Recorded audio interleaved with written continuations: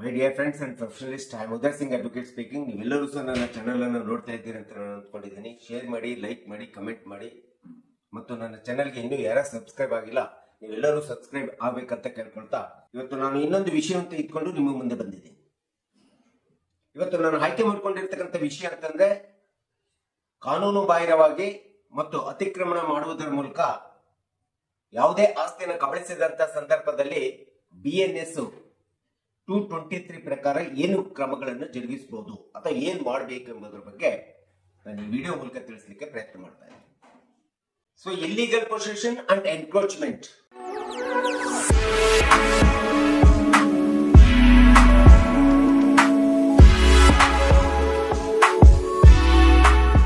ಇವತ್ತಿನ ದಿನಗಳಲ್ಲಿ ಕಾನೂನು ಬಾಹಿರವಾಗಿ ಅತಿಕ್ರಮಣ ಮಾಡುವುದರ ಮೂಲಕ ನಿಮ್ಮ ಆಸ್ತಿ ಏನಿರ್ಬೋದು, ಮನೆ ಇರ್ಬೋದು, ಜಾಗ ಇರ್ಬೋದು, ಅಥವಾ ಕಾಂಪೌಂಡ್ ವಾಲ್ ಇರ್ಬೋದು, ಇವುಗಳನ್ನ ಕಬಳಿಸಿಕೊಂಡು ಆಸ್ತಿ ಮಾಲೀಕರು ಅನ್ಸ್ಕೊಳ್ಳತಕ್ಕಂಥದ್ದು ತುಂಬಾ ಹೆಚ್ಚಾಗ್ತಾ ಇದೆ. ಇನ್ನು ಸಹಜವಾಗಿ ನಿಮಗೆ ಎಲ್ಲರಿಗೂ ಗೊತ್ತಿರೋ ಹಾಗೆ ಇಲ್ಲಿಗಲ್ ಪೊಸೆಷನ್ ಅಥವಾ ಎನ್ಕ್ರೋಚ್ಮೆಂಟ್ ನೊಳಗಡೆ ಅಕ್ಕಪಕ್ಕದ ಹೊಲದಲ್ಲಿರ್ತದೆ, ಪಕ್ಕದ ಸರ್ವೆ ನಂಬರ್ ಹೊಲವನ್ನು ಉಳುತ್ತಕ್ಕಂಥವನು ಇನ್ನೊಂದು ಪಕ್ಕದಲ್ಲಿರ್ತಕ್ಕಂಥ ಸರ್ವೆ ನಂಬರ್ ಹೊಲಕ್ಕೆ ಉಳ್ಕೊಳ್ತಾ ಅತಿಕ್ರಮಣವನ್ನು ಮಾಡ್ಕೊಳ್ತಾ ಬಂದ್ಬಿಟ್ಟು ಅದನ್ನ ತನ್ನ ಆಸ್ತಿನ ಎಕ್ಸ್ಟೆನ್ಷನ್ ಮಾಡ್ಕೊಳ್ತಕ್ಕಂಥದ್ದು, ಹೆಚ್ಚಿಗೆ ಮಾಡ್ಕೊಂಡ್ಬಿಟ್ಟು ತಾನು ಮಾಲೀಕ ಅನಿಸ್ಕೊಳ್ಳಿಕ್ಕೆ ಪ್ರತಿಪಾದನೆ ಮಾಡ್ತಾ ಇರ್ತಕ್ಕಂಥದ್ದು ಇವತ್ತು ಕಾನೂನಿನಲ್ಲಿ ಸಹಜವಾಗಿ ನಾವು ನೋಡ್ತಾ ಇದ್ದೀವಿ.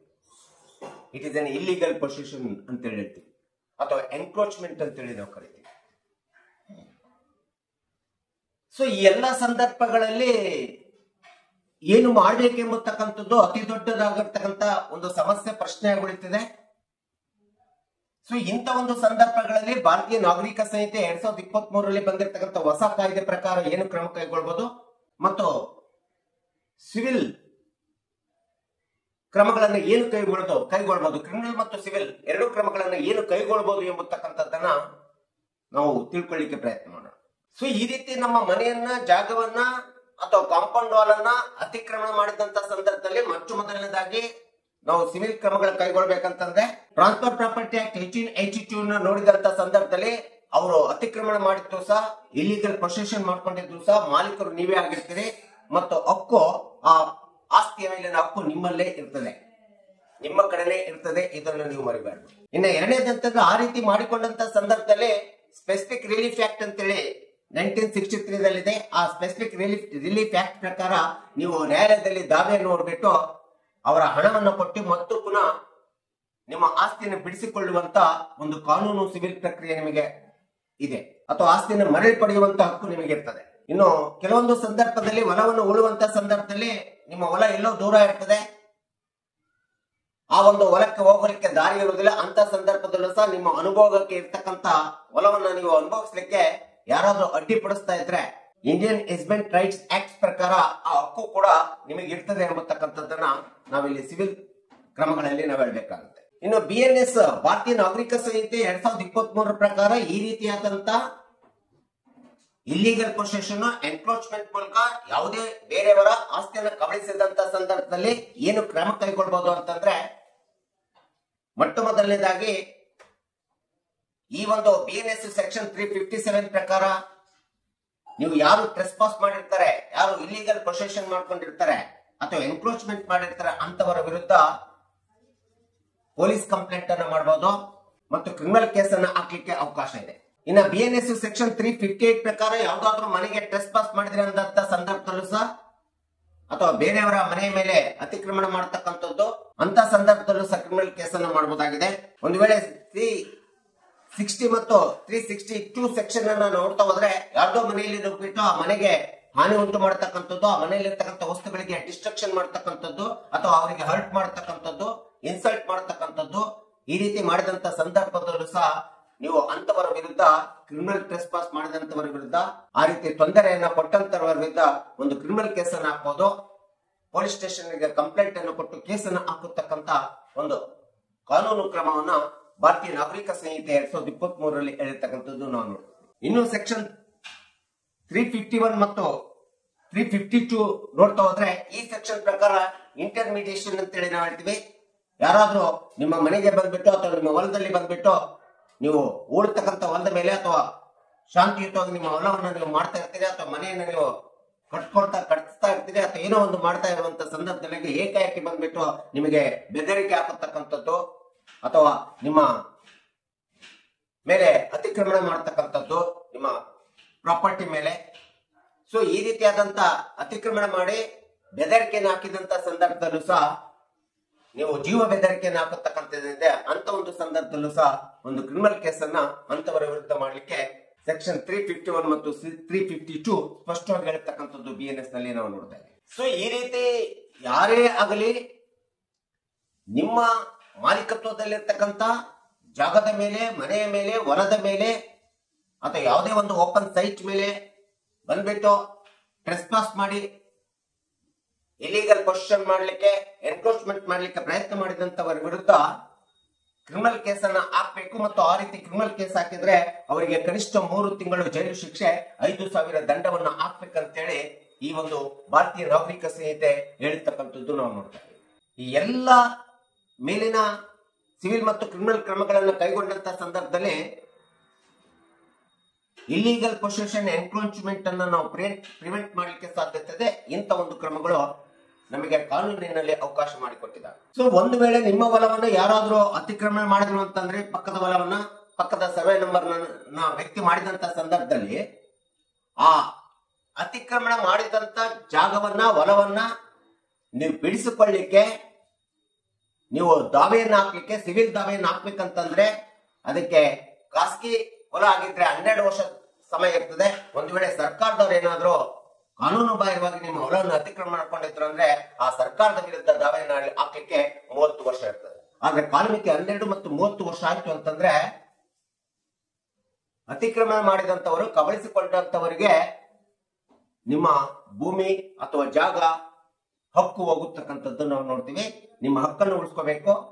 ನೀವು ಅತಿಕ್ರಮಣಕ್ಕೆ ಒಳಗಾಗಿರ್ತಕ್ಕಂಥ ಜಾಗವನ್ನು ಉಳಿಸ್ಕೋಬೇಕಂತಂದ್ರೆ ನೀವು 12 ವರ್ಷದೊಳಗಡೆ ಖಾಸಗಿ ವ್ಯಕ್ತಿಗಳ ವಿರುದ್ಧ ದಾವೆ ಹಾಕಬೇಕು. ಸರ್ಕಾರದ ವಿರುದ್ಧ ದಾವೆ ಹಾಕಬೇಕಾದ್ರೆ 30 ವರ್ಷಗಳ ಒಳಗೆ ದಾವೆ ಹಾಕಬೇಕಾಗುತ್ತೆ. ಇದು ಕಾಲಮಿತಿ ಕಾಯ್ದೆ 1963ರ ಪ್ರಕಾರ ಹೇಳಿರ್ತಕ್ಕಂಥದ್ದು ನಾವು ನೋಡ್ತಾ ಇದ್ದೀವಿ. ಇನ್ನು ಸಿವಿಲ್ ದಾವೆ ಒಳಗಡೆ ಸಿವಿಲ್ ರೆಮಿಡೀಸ್ ಅನ್ನ ನಾವು ಹೇಳ್ತಾ ಹೋದ್ರೆ ಪರಿಹಾರಗಳನ್ನು ಹೇಳ್ತಾ ಹೋದ್ರೆ ಸಿವಿಲ್ ನಲ್ಲಿ ಸೂಪರ್ ಪೊಸೆಷನ್ ಅನ್ನು ಹಾಕೋದು ಸ್ಪೆಸಿಫಿಕ್ ರಿಲೀಫ್ ಆಕ್ಟ್ ಪ್ರಕಾರ. ನಂತರ ಸೂಪರ್ ಡಿಕ್ಲರೇಷನ್, ಪರ್ಮನೆಂಟ್ ಇಂಜಂಕ್ಷನ್ ಅಥವಾ ಟೆಂಪರರಿ ಇಂಜಂಕ್ಷನ್, ಈ ಎರಡನ್ನೂ ಸಹ ಹಾಕತಕ್ಕಂಥದ್ದನ್ನ ನಾವು ನೋಡ್ತಾ ಇದ್ದೀವಿ. ನಮ್ಮ ಜಾಗವನ್ನ ಕಾನೂನು ಬಾಹಿರವಾಗಿ ಬೇರೆಯವರು ಕಬಳಿಸಿದಂತ ಸಂದರ್ಭದಲ್ಲಿ ಇನ್ನೊಂದು ದಾವೆ ಅಂತಂದ್ರೆ ಸೂಪರ್ ಟೈಟಲ್ ಡಿಕ್ಲರೇಷನ್ ಕೂಡ ಹಾಕ್ಬೋದು. ಈ ಒಂದು ಜಾಗಕ್ಕೆ ನಾವೇ ಮಾಲೀಕರು ಎಂಬತಕ್ಕಂಥದ್ದನ್ನ ಪ್ರೂಫ್ ಮಾಡಲಿಕ್ಕೆ ಈ ಒಂದು ಸೂಟ್ ಅನ್ನು ಕೂಡ ಮಾಡಬಹುದು. ಹೀಗೆ ಸಿವಿಲ್ ರೆಮಿಡೀಸ್ ಗಳನ್ನ ನಾವು ಇಲ್ಲಿಗಲ್ ಪ್ರೊಸೆಷನ್ ಆದಂತ ಸಂದರ್ಭದಲ್ಲಿ ಕೈಗೊಳ್ಳುವಂತ ಒಂದು ಅತಿ ಪ್ರಮುಖವಾದಂತ ಕ್ರಮ ಅಥವಾ ದಾವೆ ಅಂತ ಹೇಳ್ತಾರೆ. ಸೊ ಈ ರೀತಿಯಾದಂತ ಎನ್ಕ್ರೋಚ್ಮೆಂಟ್ ಮಾಡಿದಂತ ಜಾಗವನ್ನ, ಮನೆಯನ್ನ ಅಥವಾ ಕಾಂಪೌಂಡ್ ವಾಲ್ ಅನ್ನ, ಓಪನ್ ಸೈಟ್ ಅನ್ನ ನೀವು ಬಿಡಿಸ್ಕೋಬೇಕಂತಂದ್ರೆ ಸಿವಿಲ್ ದಾವೆಯನ್ನ ಹಾಕ್ಬೇಕಾದ್ರೆ ಆ ಸಿವಿಲ್ ದಾವೆಗೆ ಬೇಕಾಗಿರ್ತಕ್ಕಂಥ ರಿಕ್ವೈರ್ಮೆಂಟ್ ಡಾಕ್ಯುಮೆಂಟ್ಸ್ ಯಾವ್ಯಾವ ದಾಖಲೆಗಳನ್ನ ನೀವು ಇಟ್ಕೊಂಡಿದ್ರೆ ಆ ದಾಖಲೆಗಳನ್ನ ಹಾಕ್ಬೇಕು. ಯಾವ ದಾಖಲೆಗಳನ್ನ ಹಾಕಿದ್ರೆ ನಿಮ್ಮ ಇಂಥ ಒಂದು ಕೇಸನ್ನು ಹಾಕ್ಲಿಕ್ಕೆ ಸಾಧ್ಯತೆ ಇದೆ. ಅದು ಡಿಕ್ಲರೇಷನ್ ಇರ್ಬೋದು, ಪರ್ಮನೆಂಟ್ ಇಂಜಂಕ್ಷನ್, ಟೆಂಪರರಿ ಇಂಜಂಕ್ಷನ್ ಇರ್ಬೋದು, ಅಥವಾ ಸೂಪರ್ ಸ್ಪೆಸಿಫಿಕ್ ಪರ್ಫಾರ್ಮೆನ್ಸ್ ಕಾಂಟ್ರಾಕ್ಟ್ ಇರ್ಬೋದು. ಈ ಎಲ್ಲ ದಾವೆಗಳನ್ನ ಹಾಕ್ಬೇಕಾದ್ರೆ ಸಿವಿಲ್ ದಾವೆಗಳನ್ನ ಅತಿಕ್ರಮಣದ ಮಾಡಿದ ವಿರುದ್ಧ ಹಾಕುವಂತ ಸಂದರ್ಭದಲ್ಲಿ ಬೇಕಾಗಿರ್ತಕ್ಕಂಥ ಅತಿ ಪ್ರಮುಖವಾದಂತ ದಾಖಲೆಗಳಂತಂದ್ರೆ ಮೊಟ್ಟ ಮೊದಲನೇದಾಗಿ ಟೈಟಲ್ ಡೀಡಿಗೆ ಸಂಬಂಧಪಟ್ಟಂತೆ, ಮಾಲೀಕತ್ವದ ಡೀಡಿಗೆ ಸಂಬಂಧಪಟ್ಟಂತ ದಾಖಲೆಗಳಂತಂದ್ರೆ ಅದು ಟೈಟಲ್ ಡೀಡ್ ಅಂದ್ರೆ ಖರೀದಿ ಪತ್ರ ಇರ್ಬೋದು, ಮುಟೇಶನ್ ಇರ್ಬೋದು, ROR ಇರ್ಬೋದು, ಟ್ಯಾಕ್ಸ್ ಪೇಯ್ಡ್ ರೆಸೀಟ್ ಇರ್ಬೋದು. ಈ ಎಲ್ಲ ದಾಖಲೆಗಳು ನಿಮ್ಮಲ್ಲಿ ಇರಬೇಕಾಗುತ್ತೆ. ಇದು ಮೊಟ್ಟ ಮೊದಲನೇದಾಗಿರ್ತಕ್ಕಂಥ ದಾಖಲೆಗಳು. ಇನ್ನ ಯಾರು ಎನ್ಕ್ರೋಚ್ಮೆಂಟ್ ಮಾಡಿರ್ತಾರೆ, ಎನ್ಕ್ರೋಚ್ಮೆಂಟ್ ಮಾಡಿದಂತವರ ಫೋಟೋಸ್ ಇರಬೇಕು, ಫೋಟೋ ಪ್ರೂಫ್ಸ್ ಅನ್ನ ತಕೊಂಡಿರ್ಬೇಕು. ಎಷ್ಟು ಜಾಗ ಎನ್ಕ್ರೋಚ್ಮೆಂಟ್ ಮಾಡಿದ್ದಾರೆ, ಎಲ್ಲಿ ಮಾಡಿದ್ದಾರೆ, ಎಷ್ಟು ಎಕ್ಸ್ಟೆನ್ಷನ್ ಎನ್ಕ್ರೋಚ್ಮೆಂಟ್ ಆಗಿದೆ, ಅದರ ಎಲ್ಲ ಫೋಟೋಗಳು ಇರಬೇಕು. ಮತ್ತು ಸರ್ವೆ ರಿಪೋರ್ಟ್ ಕೂಡ ಇರಬೇಕು. ಅದರ ಜೊತೆಗೆ ಒಬ್ಬರ ವಕೀಲರನ್ನು ಇಟ್ಕೊಂಡ್ರು, ಆ ವಕೀಲರ ಮೂಲಕ ಎನ್ಕ್ರೋಚ್ ಮಾಡಿದಂತವರ ವಿರುದ್ಧ ಒಂದು ಲೀಗಲ್ ನೋಟಿಸ್ ಅನ್ನು ಕೊಡಬೇಕಾಗುತ್ತೆ, ಅಡ್ವೊಕೇಟ್ ಮೂಲಕ ಕೊಡಿಸಬೇಕಾಗುತ್ತೆ. ಇನ್ನು ಈ ರೀತಿ ಕಾನೂನು ಬಾಹಿರ ಆಸ್ತಿಯನ್ನು ಕಬಳಿಸಿದಂತವರ ವಿರುದ್ಧ ಯಾವ ಸೂಟನ್ನ ಫೈಲ್ ಮಾಡ್ಬೇಕಂದಾಗ ಸಹಜವಾಗಿ super declaration, permanent injunction and temporary injunction, title declaration, ಈ ರೀತಿಯಾದಂತಹ ಸೂಟ್ ಅನ್ನು ನೀವು ಫೈಲ್ ಮಾಡಬೇಕಾಗುತ್ತೆ ಅವರ ವಿರುದ್ಧ. ಮತ್ತು ಈ ಎಲ್ಲ ದಾಖಲೆಗಳ ಜೊತೆಗೆ ಅವರ ವಿರುದ್ಧ ಪೊಲೀಸ್ ಕಂಪ್ಲೇಂಟ್ ಅನ್ನ ಲಾಡ್ಜ್ ಮಾಡಿರ್ತಕ್ಕಂತ ಒಂದು ದಾಖಲೆಯನ್ನು ಸಹ ಇರಬೇಕಾಗುತ್ತೆ, ಕಂಪ್ಲೇಂಟ್ ದಾಖಲೆಯನ್ನು ಸಹ ಇರಬೇಕಾಗುತ್ತೆ. ಎಲ್ಲ ದಾಖಲೆಗಳನ್ನು ತೆಗೆದುಕೊಂಡ್ಬಿಟ್ಟು ನ್ಯಾಯಾಲಯದಲ್ಲಿ ದಾವೆಯನ್ನು ನೋಡ್ಬಿಟ್ಟು ವ್ಯಾಜ್ಯವನ್ನು ಹಾಕ್ಬಿಟ್ಟು ಅವರ ವಿರುದ್ಧ ನ್ಯಾಯಾಲಯದ ಡಿಗ್ರಿಯನ್ನ, ಜಡ್ಮೆಂಟ್ ಮತ್ತು ಡಿಗ್ರಿಯನ್ನ ಮಾಡಿಸ್ಬಿಟ್ಟು ಎಕ್ಸಿಕ್ಯೂಷನ್ ಮಾಡಿದಂತ ಸಂದರ್ಭದೊಳಗಡೆ ಸಹಜವಾಗಿ ನಿಮ್ಮ ಆಸ್ತಿ, ನಿಮ್ಮ ಭೂಮಿ ಅಥವಾ ನಿಮ್ಮ ಹೊಲ, ನಿಮ್ಮ ಜಾಗ, ಸೈಟು ನಿಮ್ಮದಾಗಿಸಿಕೊಳ್ಳಿಕ್ಕೆ ಅತಿ ಪ್ರಮುಖವಾದಂತ ಈ ಎಲ್ಲ ದಾಖಲೆಗಳು ಇರಬೇಕು. ಇನ್ನು ನೀವು ಈ ರೀತಿಯಾದಂತ ಕಾನೂನು ಬಾಹಿರವಾಗಿ ಕಬಳಿಸಿದಂತ ಆಸ್ತಿಯನ್ನ ರಕ್ಷಣೆ ಮಾಡ್ಕೊಳ್ಬೇಕಂದ್ರೆ ನೀವು ತೆಗೆದುಕೊಳ್ಳುವಂತ ವಾಸ್ತವಿಕವಾದಂತ ಕ್ರಮಗಳಂತಂದ್ರೆ ಆಸ್ತಿಯ ಮುಟೇಶನ್ ಕಾಪಿ ನಿಮ್ಮಲ್ಲಿ ಇರಬೇಕು, ಟ್ಯಾಕ್ಸ್ ಪೇಡ್ ರೆಸಿಪ್ಟ್ ನಿಮ್ಮಲ್ಲಿ ಕಾದಿಸ್ಕೊಂಡಿರ್ಬೇಕು, ಮತ್ತು ನಿಮ್ಮ ಆಸ್ತಿಯ ಡಾಕ್ಯುಮೆಂಟರಿ ನೀಲಿ ನಕ್ಷೆ ಇರಬೇಕು. ಬ್ಲೂ ಪ್ರಿಂಟ್ ಅಂತ ಹೇಳ್ತೀವಿ, ನಕಾಶೆ ಅಂತ ಹೇಳ್ತೀವಿ, ಅಥವಾ ಸರ್ವೆ ನಕ್ಷೆ ಅಂತ ಹೇಳ್ತೀವಿ. ಇದನ್ನ ನೀವು ಇಟ್ಕೊಂಡಿರ್ಬೇಕು. ಸೊ ಆಗಾಗ ನಿಮ್ಮ ಹೊಲ ಇರ್ಲಿ, ಜಾಗ ಇರ್ಲಿ, ಸೈಟ್ ಇರ್ಲಿ, ಆಗಾಗ ಹೋಗಿ ವೀಕ್ಷಿಸ್ತಾ ಇರಬೇಕಾಗುತ್ತೆ. ಇದು ವಾಸ್ತವಿಕವಾಗಿರ್ಬೇಕು. ಯಾಕಂದ್ರೆ ಆಸ್ತಿ, ಬಹಳಷ್ಟು ಆಸ್ತಿ ಕಳ್ಕೊಳ್ಳತಕ್ಕಂಥದ್ದು ನಾವು ನೋಡದೇ ಇದ್ದಂತ ಸಂದರ್ಭದಲ್ಲಿ, ಆಸ್ತಿ ಕಡೆ ನೋಡದೇ ಇರ್ತಕ್ಕಂಥ, ಗಮನ ಹರಿಸದೇ ಇದ್ದಂತ ಸಂದರ್ಭದಲ್ಲಿ ನಾವು ಆಸ್ತಿಯನ್ನು ಕಳೆದುಕೊಳ್ಳತಕ್ಕಂಥದ್ದು ಬಹಳಷ್ಟು ಚಾನ್ಸಸ್ ಇರ್ತದೆ. ಇನ್ನ ಯಾವುದೇ ವಿಧವಾಗಿರ್ತಕ್ಕಂಥ ಸಂಬಂಧಿಕರಾಗ್ಲಿ ಅಥವಾ ಹೊರಗಡೆ ನಿಮ್ಮ ಆಸ್ತಿಯನ್ನು ಕೊಂಡ್ಕೊಳ್ಳಿಕ್ಕೆ ಬರುವಂತವರು, ಅಥವಾ ನೀವು ಆಸ್ತಿಯನ್ನು ಮಾರಾಟ ಮಾಡ್ತೀರಿ ಅಥವಾ ಆಸ್ತಿಯನ್ನ ಟೆನೆನ್ಸಿಗೆ ಕೊಡ್ತೀರಿ ಅಥವಾ ಲೀಸಿಗೆ ಕೊಡ್ತೀರಿ, ಮಾರ್ಟ್ಗೇಜ್ ಮಾಡ್ತೀರಿ ಅಂತಂದ್ರೆ ಸಂಬಂಧಿಕರ ಹತ್ರ ಮಾಡ್ರಿ ಅಥವಾ ಹೊರಗಡೆ ಯಾರ್ಯಾರ ಜೊತೆಗೆ ಮಾಡಿದ್ರು ಸಹ ಲಿಖಿತ ಒಡಂಬಡಿಕೆ, ರಿಟರ್ನ್ ಅಗ್ರಿಮೆಂಟ್ ಅಥವಾ ಕಾಂಟ್ರಾಕ್ಟ್ ಇಲ್ಲದೆ ಮಾಡದ ಹಾಗೆ ಸುಮ್ಮನೆ ಕೊಡ್ತಕ್ಕಂಥದ್ದು, ಅದು ನೀವು ನಿಮ್ಮ ಆಸ್ತಿಯನ್ನ ಕೈಯಿಂದ ಕಳೆದುಕೊಳ್ಳಿಕ್ಕೆ ಅವಕಾಶ ಮಾಡಿಕೊಟ್ಟಂತ ಆಗ್ತದೆ ಎಂಬತಕ್ಕಂಥದ್ದನ್ನ ನಾವು ಇಲ್ಲಿ ನೆನ್ಪಿಟ್ಕೋಬೇಕಾಗುತ್ತೆ. ಸೊ ಈ ರೀತಿ ಇಲ್ಲಿಗಲ್ ಪೊಸೆಷನ್ ಅಂಡ್ ಎನ್ಕ್ರೋಚ್ಮೆಂಟ್ ನಿಮ್ಮ ಇಡೀ ಒಂದು ಆಸ್ತಿಯ ಮೇಲೆ ಯಾರೇ ಹೊರಗಿನವರು ಅಥವಾ ಸಂಬಂಧಿಕರು ಮಾಡ್ಲಿಕ್ಕೆ ಬಂದಂತ ಸಂದರ್ಭದೊಳಗಡೆ ಈ ರೀತಿ ಸಿವಿಲ್ ಮತ್ತು ಕ್ರಿಮಿನಲ್ ಕ್ರಮಗಳನ್ನ ನೀವು ಸಮರ್ಥವಾಗಿ ದಾಖಲೆಗಳ ಮೂಲಕ ಕೈಗೊಂಡಂತ ಸಂದರ್ಭದಲ್ಲಿ ನಿಮ್ಮ ಆಸ್ತಿಯನ್ನ ಮರಳಿ ಸಹಜವಾಗಿ ನೀವು ಪಡೆಯಲಿಕ್ಕೆ ಅವಕಾಶವಿದೆ ಕಾನೂನಿನಲ್ಲಿ. ಅದು ಸಿವಿಲ್ ಇರಬಹುದು ಅಥವಾ ಭಾರತೀಯ ನಾಗರಿಕ ಸಂಹಿತೆ ಈಗ ಬಂದಿರತಕ್ಕಂತ ಒಂದು ಕ್ರಿಮಿನಲ್ ಲಾ ಏನಿದೆ 2023 ಇದರಲ್ಲಿ ಸ್ಪಷ್ಟವಾಗಿ ಹೇಳಿರ್ತಕ್ಕಂಥದ್ದು ನಾವು ನೋಡ್ತೇವೆ. ಅದಕ್ಕೆ ಇಲ್ಲಿಗಲ್ ಪೊಸೆಷನ್ ಅಂಡ್ ಎನ್ಕ್ರೋಚ್ಮೆಂಟ್ ಎಂಬತಕ್ಕಂಥದ್ದು it is an civil wrong and criminal offence ಎಂಬತಕ್ಕಂಥದ್ದನ್ನ ನಾವಿಲ್ಲಿ ನೆನ್ಪಿಟ್ಕೋಬೇಕು. ಹೀಗೆ ಇಲ್ಲಿಗಲ್ ಪೊಸೆಷನ್ ಅಂಡ್ ಎನ್ಕ್ರೋಚ್ಮೆಂಟ್ ಎಂಬತಕ್ಕಂಥದ್ದು ಭಾರತೀಯ ನಾಗರಿಕ ಸಂಹಿತೆ ಇರ್ಬೋದು, ಸಿಪಿಸಿ ಒಳಗಡೆ ಇರ್ಬೋದು, ಸಿವಿಲ್ ಲಾಸ್ ನಲ್ಲಿ ಇರ್ಬೋದು, ಯಾವುದೇ ಒಂದು ಕ್ರಮಗಳನ್ನ ಕೈಗೊಂಡಾಗ ನಾವು ಆಸ್ತಿ ಪಡ್ಕೊಳ್ಳಿಕ್ಕೆ ಸಾಧ್ಯ, ಮರಳಿ ಪಡೆಯಲಿಕ್ಕೆ ಸಾಧ್ಯ ಎಂಬತಕ್ಕಂಥದ್ದನ್ನ ಈ ಒಂದು ಕಾನೂನಿನಲ್ಲಿ ಸ್ಪಷ್ಟವಾಗಿರ್ತಕ್ಕಂಥದ್ದು ನಾವೆಲ್ಲರೂ ತಿಳ್ಕೊಂಡಾಗ ಮಾತ್ರ ಈ ಇಲ್ಲಿಗಲ್ ಪೊಸೆಷನ್ ಮತ್ತು ಎನ್ಕ್ರೋಚ್ಮೆಂಟ್ ಅನ್ನ ತಡೆಗಟ್ಟಲಿಕ್ಕೆ ಸಾಧ್ಯ ಎಂಬತಕ್ಕಂಥ ಹಿನ್ನೆಲೆಯನ್ನು ಇಟ್ಕೊಂಡು ಕಕ್ಷಿಗಾರರಿಗೆ, ಸಾರ್ವಜನಿಕರಿಗೆ ಗೊತ್ತಾಗ್ಲಿ ಎಂಬತಕ್ಕಂಥ ಹಿನ್ನೆಲೆಯನ್ನು ಇಟ್ಕೊಂಡು ಈ ವಿಷಯವನ್ನ ನಿಮ್ಮ ಮುಂದೆ ಈ ವಿಡಿಯೋ ಮೂಲಕ ಮಂಡನೆ ಮಾಡಿದ್ದೀನಿ. ದಯವಿಟ್ಟು ನನ್ನ ವಿಷಯ ಇಷ್ಟ ಆಗಿದ್ರೆ ಶೇರ್ ಮಾಡಿ, ಲೈಕ್ ಮಾಡಿ, ಕಮೆಂಟ್ ಮಾಡಿ, ಮತ್ತು ಇನ್ನು ಯಾರು ಸಬ್ಸ್ಕ್ರೈಬ್ ಆಗಿಲ್ಲ ಸಬ್ಸ್ಕ್ರೈಬ್ ಆಗೋದನ್ನ ಮರಿಬೇಡಿ ಅಂತ ಹೇಳ್ತಾ ಇವತ್ತಿನ ವಿಷಯಕ್ಕೆ ವಿರಾಮ ಹೇಳ್ತೀನಿ. ಇನ್ನೊಂದು ವಿಷಯ ತೆಗೆದುಕೊಂಡು ನಿಮ್ಮ ಮುಂದೆ ಬರ್ತೀನಿ. ಜೈ ಹಿಂದ್, ಜೈ ಕರ್ನಾಟಕ.